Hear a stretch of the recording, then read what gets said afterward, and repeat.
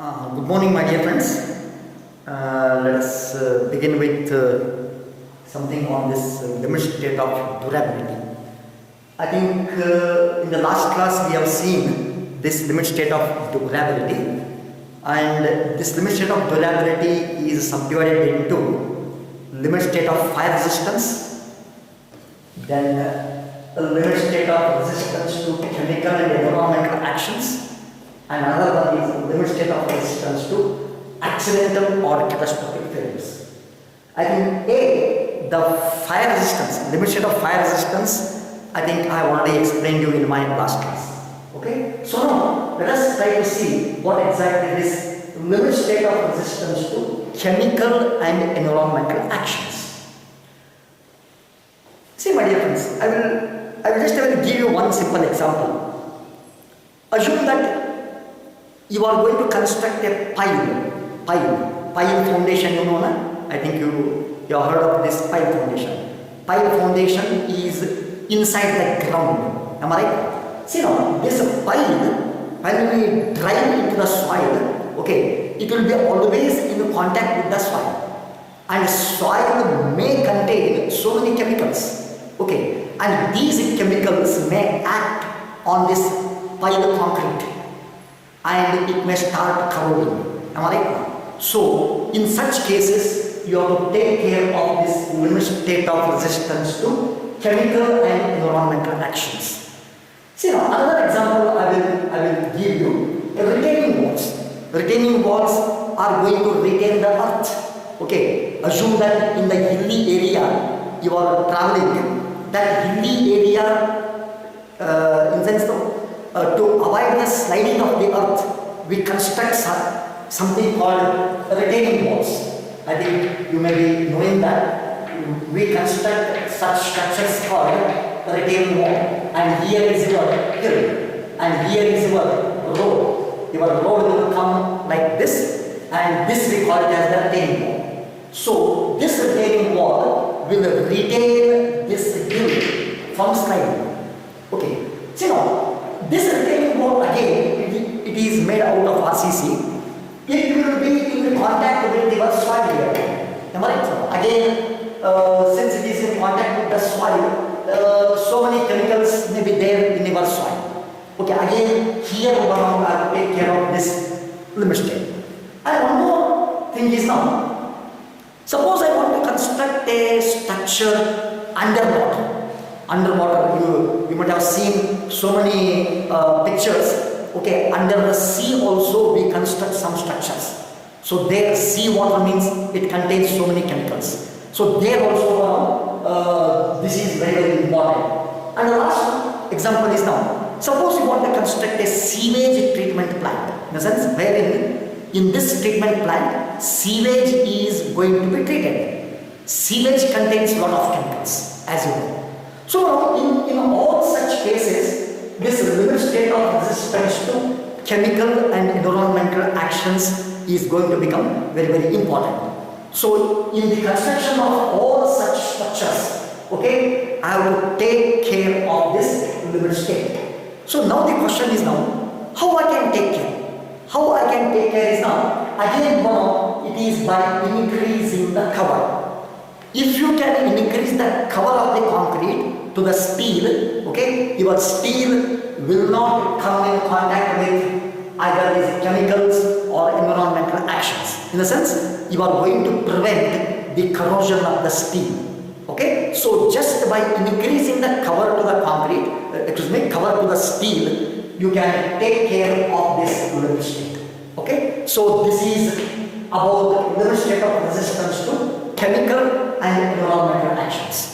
Now the last limit state under the durability criteria is a limit state of resistance to accidental or catastrophic failures. What is this? Let us try to understand.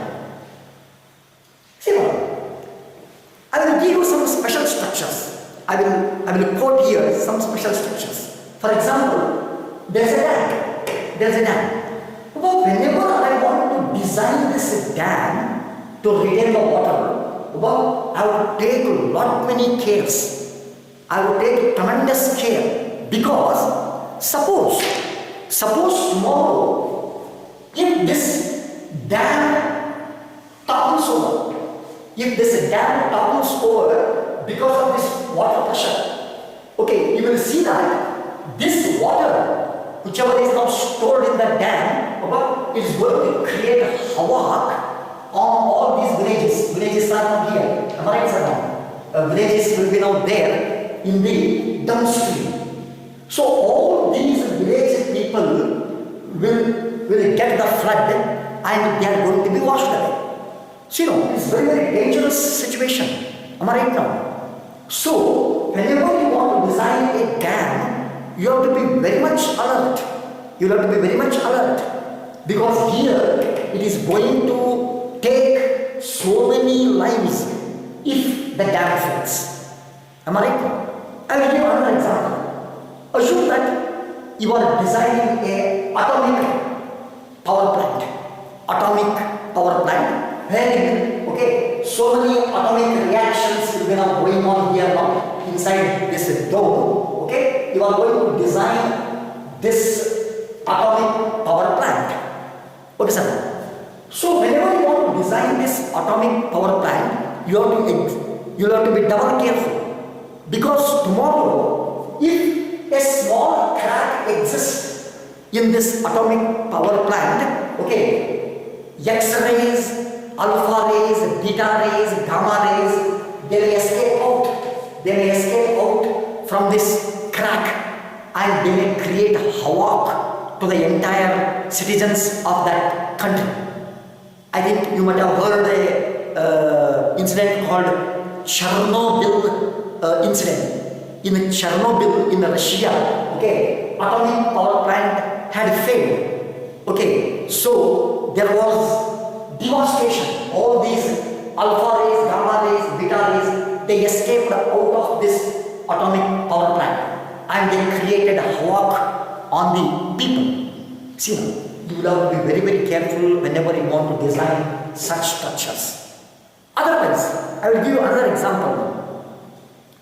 Assume that you are sitting in a stadium watching the India and the Pakistan cricket match. You are sitting in a stadium where India-Pakistan match is going on. Whenever I say that India-Pakistan match, you know that stadium is full. Not even an inch is there, space will be now left with.